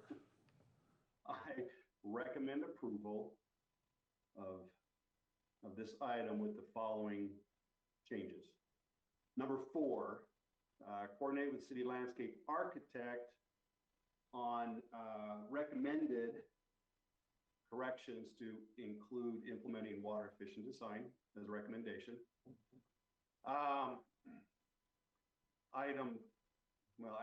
I'm okay with item 10. And then item 11, changing the wording to that to comply with city standards. I'll second that. A motion by Andy, a second by Brody, and we'll call for a vote. Andrea? Yes. Jackson? Yes. Brody? Yes. Andy? Yes. Joy? Yes. Adam? Yes. All right, thank you, guys. Thank you, sorry. Thank you, Joseph. We'll move on to item 3.4, and this does have, it will be on for public hearing, and there is some public comments. There's at least one that I know will be read by Wendy. There may be more at this point, but we'll have Michael from city staff present that one.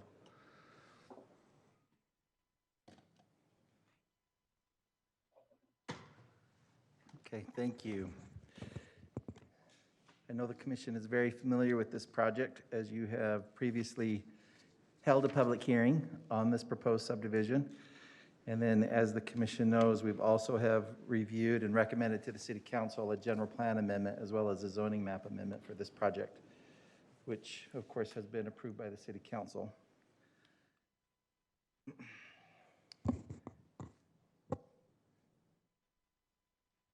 So this lot, or this subdivision does contain 62 lots that will be developed if approved. 61 of those lots are residential, 1 is a commercial lot. There is also a parcel that is being proposed for a stormwater system.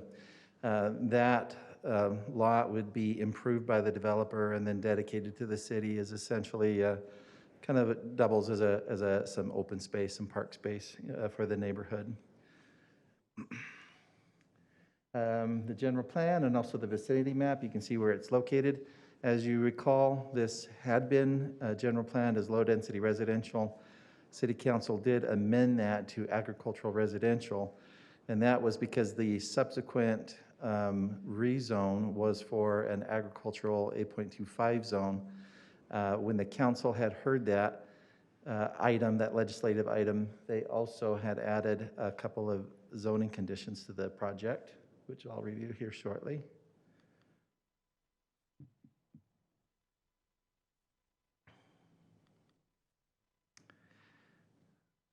those two conditions, is that that the project would not exceed or would have a maximum density of 2 units per gross acre, and that 85% of the lots would allow for use of 2 large animals, which essentially means that 85% of the lots would be half acre.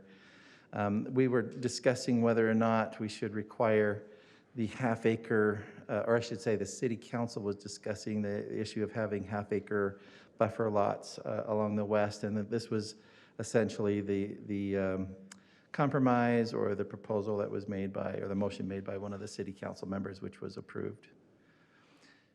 Now, having said that, the base zone is 1.8, that's the density. The applicant is doing these 3 different items within the project. They are dedicating 10-foot park strips, or park strips behind the sidewalk. It's not technically a park strip, but it's really a landscape buffer. They did also consolidate 2 or more properties to create a project that is larger than 10 acres. And they are providing half-acre buffer lots along the west. So they do meet the 2-acre maximum standard or zoning condition that the city council had met. This is the same subdivision layout that you saw previously. We provided all of this information as well as all the preliminary subdivision or civil engineering planning. We provided a number of reports as well as I think a geotechnical report in your staff report. Probably a little bit too much information, but Adam is on the commission, so we gave it all to you, right? Made sure that he saw it all.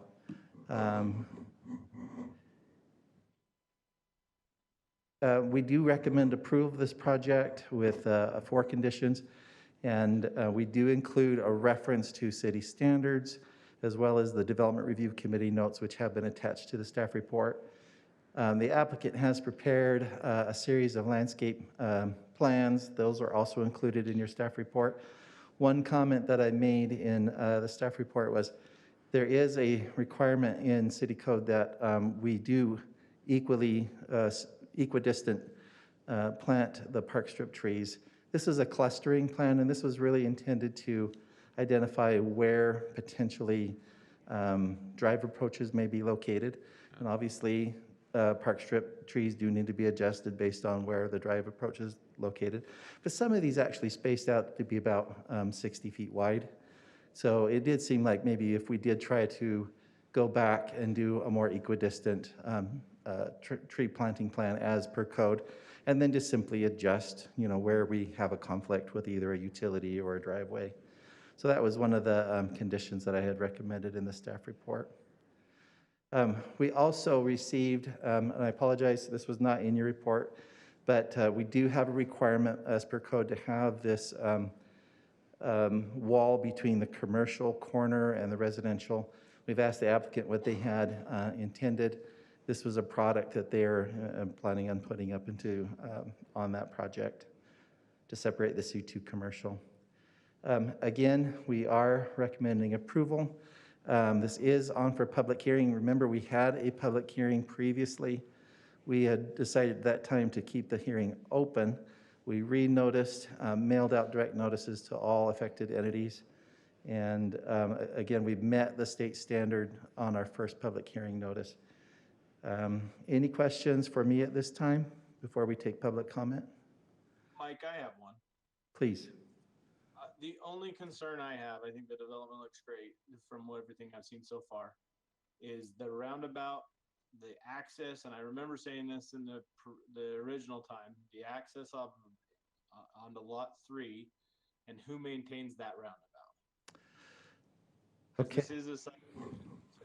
Those are my only things, is that just the roundabout and mostly the access off of lot 3 and the maintenance of the center of the roundabout, because this is a simple subdivision. Yes, and I think there has been an intent, or we know that we're going to need to look at that lot 3 and make sure that it meets our standards, and I appreciate your comment.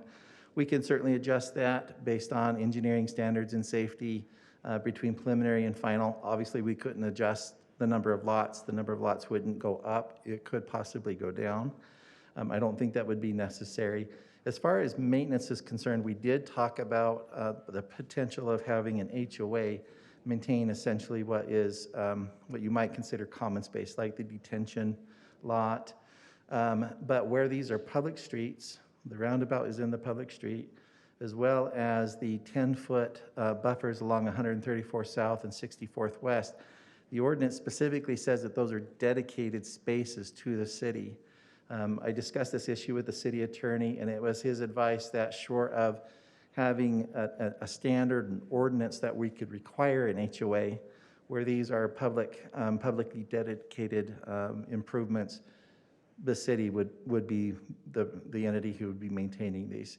Now, I know that the applicant is intending to landscape this island well, but also do it in a water-conscious manner, so that hopefully maintenance would be fairly minimal over time.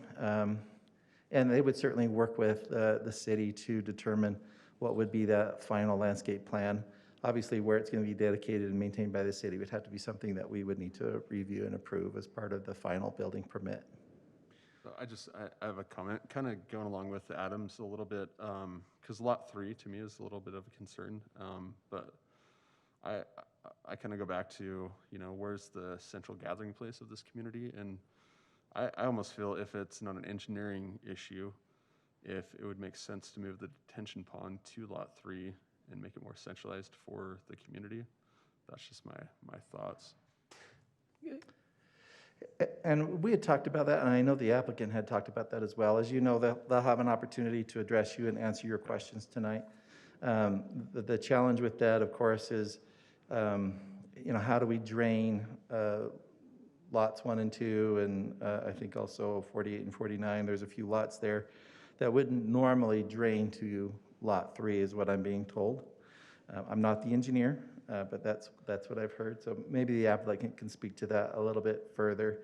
I'm trying to bring up the landscape plan. And I mean, I do, maybe it's a silly question.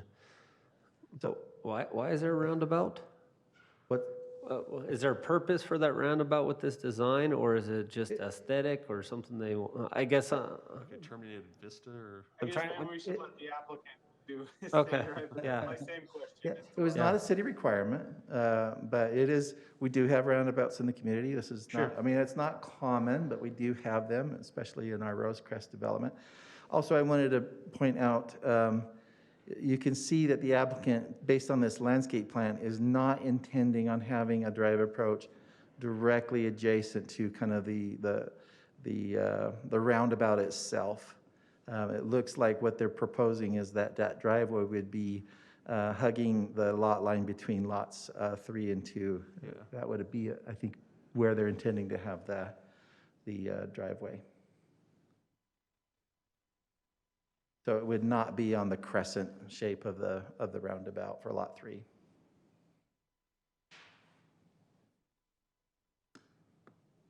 Okay. Any other information, Michael? That's it. Thank you. All right, thank you so much. Any questions for him real quick?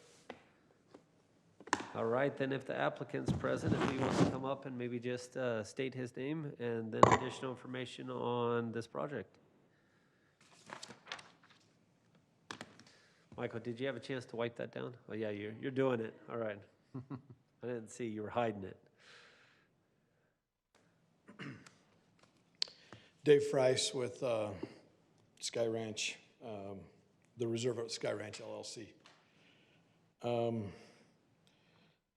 mean, we're excited to be here with the city. We think our project, I mean, we're full steam ahead on this. We hope to start sooner than later. But we've tried to address most of the issues. Maybe just some of these comments that have come up. On Lot 3, that is the problem. We went back to our engineer and said, hey, could we make Lot 3 the detention pond? And there's no way to drain Lot 1, 2, or I'm sure it's 1 and 2, and then obviously the detention would be another lot. So those 3 lots would not drain. So that's the reason we didn't put it there. It's a great idea. The driveway for Lot 3 will be on that east side of the lot. So you're only going to have traffic going in because of the roundabout. And then just the roundabout generally, we're we're planning on hardscaping that. We've seen some pretty good designs for hardscaped roundabouts that look good. And so we're gonna try to make it maintenance-free for the most part, at least regular maintenance-free. And the reason that we designed it that way, it was more efficient on the site to do a roundabout than straight roads. There were some real problems that you know, normal ingress egress would provide us. All right. Any other questions? Any questions for the applicant? Just on the hardscape, I know it doesn't show that. I'm just curious if you can give us a visual or if you have anything. What's that? Oh, just on the hardscape around do you have We any haven't designed it visual? yet, Okay. but that'll be something that we'll do in the next few weeks. All right. Any other questions from the planning commission? I'll let you take a seat. You will be invited to come back up after the public hearing if you'd like to. Okay, thank you.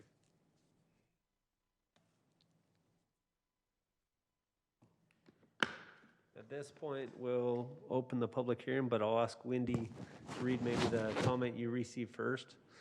Wendy, did you receive a comment?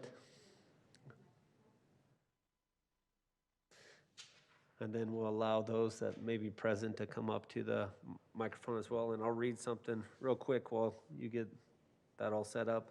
So public comment and let me make sure that's the right one. Okay, the purpose of public comment is to allow citizens to address items on the agenda. Citizens requesting to address the commission will be asked to complete a written comment form, which is located in the back, and present it to Wendy Thorpe, Deputy Recorder. In general, the chair will allow an individual 3 minutes to address the commission. A spokesperson recognized as representing a group in attendance may be allowed up to 5 minutes. And this is just comment. I know sometimes we want your questions answered immediately, but we allow comments, and then typically after all the comments have been given, this body will address a lot of the comments that were made. So, Wendy, do you have that public comment available now? Do you want to read that first? Yeah, I'm ready with it. It's from Wendy Wilson, and it's regarding the development of a new housing project on approximately 134 South, 6400 West. I have no issues with the development. Building is happening. I do have 2 comments I hope will be considered. This is an area where there are single-family homes. I would want the site to offer similar living situations. In other words, please no high or medium density. The infrastructure in regards to the surface streets leading to the crossroads at 13400 South, 6400 West is horrible. The issues, the cross street, right turn straight through, and left turn lanes do not align, making it dangerous to execute, especially a left turn. If you are making a left turn from eastbound 13400 South, many times you must wait through an entire green left turn arrow before you can turn, requiring you to wait through another cycle of lights. There is no left turn lane, yet a left turn arrow, and that is a huge issue. Also, you can't make a right turn onto westbound 13400 South from southbound 6400 West unless you are the only car at that part of the intersection. There is no right turn lane. If you try to make a right turn there, you must go through major potholes, usually mud-filled. So you sit and wait until there are no cars ahead of you. Then you can turn left. Only westbound 13400 South and northbound 6400 West have left turn lanes, through lanes, and a designated right turn lane. I hope I explained that well enough. I realize when there is construction, the builder may make improvements in certain areas. If these improvements are on the agenda, great. If they are not, please pass my comments along to whomever needs them. One other issue is the speed limit on 13400 South heading west. Starting before Smith's, the speed limit is 40 miles per hour. At 5600 West, it drops to 35 miles per hour. This is a residential area. Why does it need to change 225 as you cross 6400 West. It is still a residential area, but a main thoroughfare, just like the area where it is 35 miles per hour. I also have the thought that 6400 West itself, from Main to 13400 South, will be improved once the light is installed at Main and the subdivision on the south end is complete. Right now, it's the bumpiest street in Harriman. Hopefully that will be smoothed out in the future. Thank you for your time. I have lived in several cities in my life, and none of them publicized public input, so I appreciate that Harriman does. I know I could have been more concise with my comments, but not sure how. Thanks, from Wendy Wilson. Thank you, Wendy. Any other comments? All right, then, if there's anyone present that would like to make public comments, you can just come up to the microphone. After you've made your comments, please just wipe it down with one of the Clorox or Lysol wipes.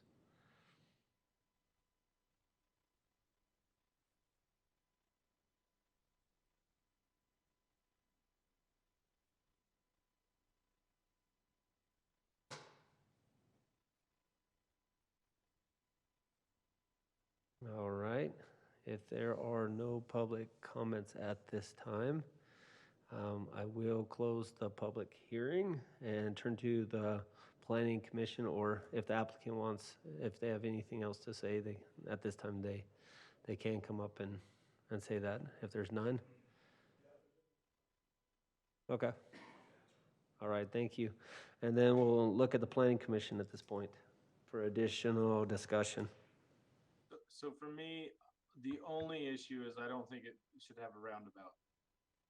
I wonder possibly about having it do a more normal traditional some type of intersection with possibly a cul-de-sac coming down to serve 43 to 44 and not having it be a through road right there to tie in next to that commercial. But at this time, that is my only problem is I cannot support a roundabout there for a small, non-flowing road. The only other roundabouts I know are in the Cove, and they're on their major thoroughfare where there is not houses. And so in Harriman at least, I don't know how other communities are. But I personally cannot support that feature. And so I think everything else looks great. I actually love the subdivision. Other than that, I don't think a roundabout fits here. Thank you, Adam. I don't mind the roundabout. For me, I'd like to, it's almost like a monument for the subdivision in my mind. And so I would kind of like to add a condition for, like approve it, but add a condition to have them 10-foot come back. monument or something like that? No. What's that? A 10-foot monument in the middle of it? Well, just like for them to come back and give us what they're looking to do there. If they're going to Yeah, they'll change bring it that back. from like, yeah. Yeah, I believe they'll bring that back when they come in. But the city will have to maintain it forever. Yeah, I would like to see what it would look like, because to me, it's kind of like, you know, you drive into another subdivision and they have, like, this is Ivory Homes, or this to me is kind of like a terminating vista, and it looks, if they're going to totally change it, I'd like to see what that looks like. We've, as the commission knows, we have certainly had approvals with a condition that maybe like the final landscape plan comes back, or if you want to see a design, we could bring that in a work session and show you, you know, how that turned out if you'd like. All right. Chris, I'm kind of leaning towards what Adam's saying as well. Not necessarily the roundabout. I'm good either way, but I do have some concerns about the two accesses off from 134 South. If there's some way, those just seem really close, and I don't know, maybe engineering can help tell us what the plan is for 134th as it continues. My understanding is it's going to be a pretty good thoroughfare, and I don't want to have a bunch of accesses coming off from 134th as well. So that's just a comment. I don't know if there's a way, you know, Adam brought up a good point. There's a way to maybe put a cul-de-sac in there so that there's not a direct access on 134th. I will say that typically, if you have more opportunities for movement, if you have more choices, basically you're dispersing your traffic rather than concentrating it. So by reducing an outlet, you're basically funneling more traffic into a concentrated area. Typically, if you can disperse your traffic, you actually will reduce your conflicts. Also, there was a comment about left-hand turn movements. Across the street, there aren't any intersection designs, they're just driveways along that road.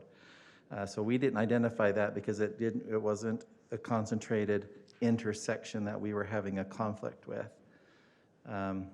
Last comment, about landscaping and maintenance is, typically, and this developer, we all know we're trying to have a development in our community that is a step above.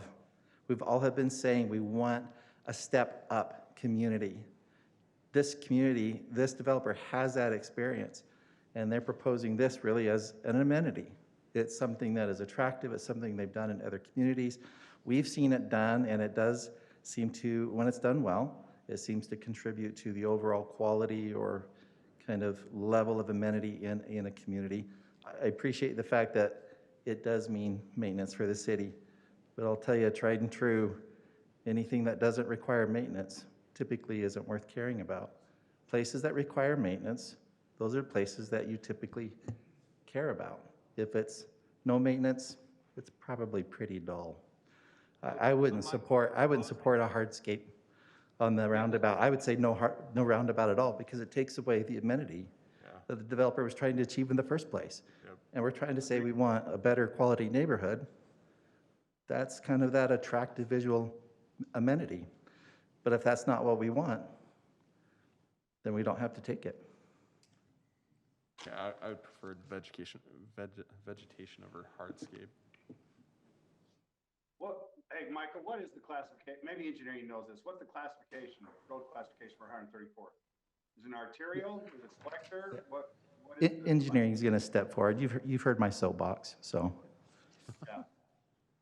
That's a great question. So it's proposed in the master plan to be a 68-foot minor collector, 3-lane up through that way. And I did notice, Andy, that 33-foot of 134 is being dedicated to the city, if I remember correctly.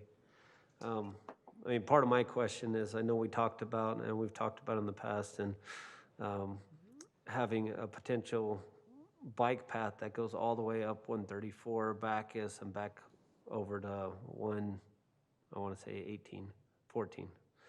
And so, because that's a typical 10-mile loop that a lot of people use still. And so I assume, and I could be wrong, but that's part of why that 33-foot was dedicated to the city, so the city can determine how to use that later. My mind just keeps going back to the purpose of that roundabout. And if it is something hardscaped, I guess in my mind, I just can't visualize exactly the purpose still.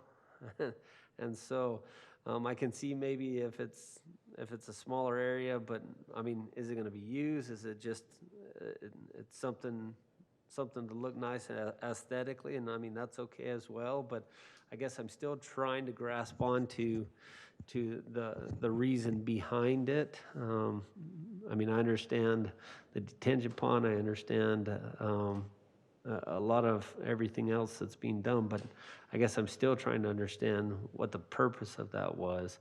Because I almost look at it from the perspective of just connect in between 50 and that island and make a really big lot there, because I'm just not grasping onto it. And so I don't know about you guys. Jackson, you might have something to say about this. Yeah, I think the island works out great to solve the geometry issues. And so I think as far as a roundabout, I think it does work well that way, because the roads don't all come in square. So I think having a roundabout works well. I would say we have it ask for landscape and have them bring it back as something to review later. And then as a quick note for Andy, if I remember right, and I don't know if you were there, Andy, the reason we had the two accesses off of 134th is originally they only had one, and all the accesses went to the roundabout, and so there was no way. So there was only one access for 60 lots, and we have to have at least two access when we go over 30. So that's what that was about. And No, I appreciate believe that. there was an I do easement remember too, that right? now. Yeah, I was not at the original meeting, so I was just curious. And as long as engineering, I just want to make sure, you know, classification, it's meeting access spacing as well along that thoroughfare. I understand the dispersing of traffic, but when you've got accesses close by, that's a safety issue as well.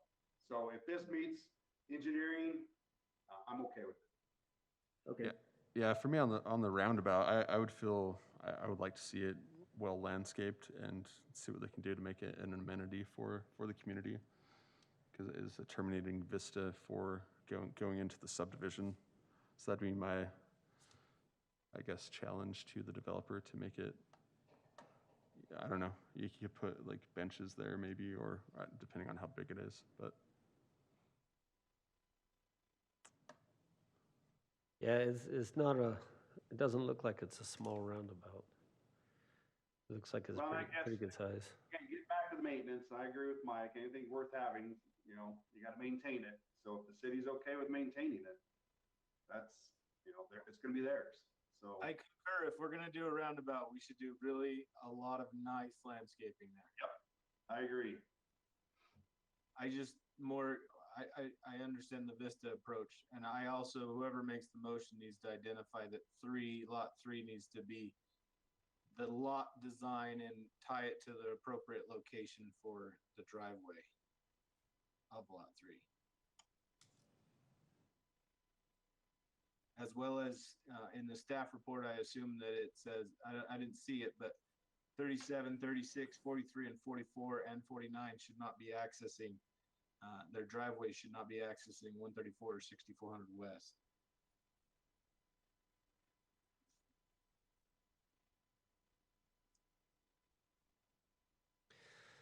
All right, at this time, if there's no further discussion on this item, I'll look for a motion.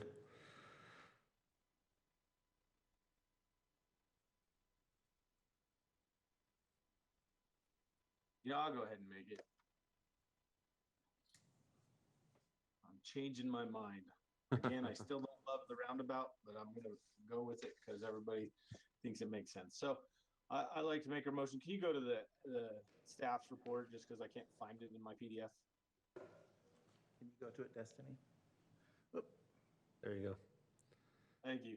I'd like to make a recommendation for approval with the staff's 5 requirements with an additional number 6.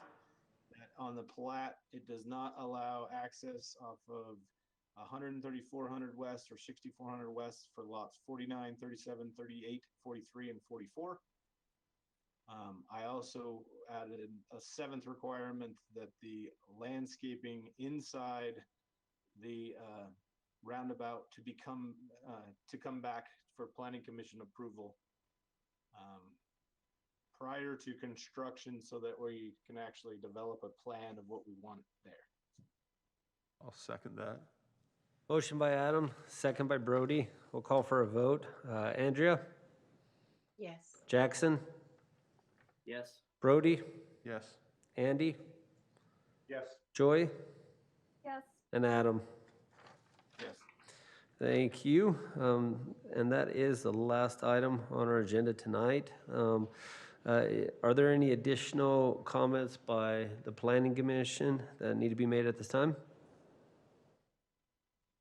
All right, seeing none. Future meetings, Wednesday, March 24th, 2021 City Council meeting. Wednesday, March 31st, 2021 Joint City Council Planning Commission meeting. Thursday, April 1st, 2021 Planning Commission meeting. Look for a motion to adjourn. Don't move. All in favor? Aye. And I'll make that motion for Andy. You both said at the same time, Adam. So just for the record. I'm good. Thank you so much, guys. Have a great night. Thank you for everyone who was in attendance. Thanks, guys.